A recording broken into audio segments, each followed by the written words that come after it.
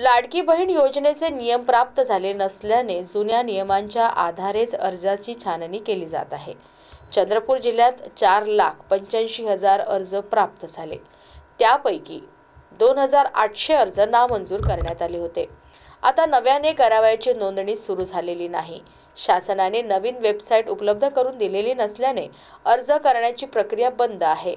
आतापर्यंत 21 बहिणींनी आपले अर्ज परत घेतले आहे। लाभ नको असल्याने त्यांनी अर्ज मागे घेतले आहेत। दरम्यान नवीन नियम प्राप्त झाल्यावर येणाऱ्या अर्जाची छाननी केली जाणार असून त्यानंतर पात्र लाभार्थ्यांना लाडकी बहीण योजनेचा लाभ दिला जाणार आहे।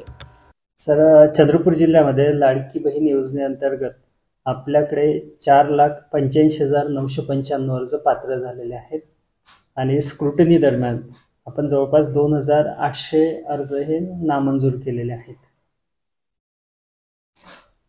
नवीन अर्ज घेणं बंद आहे।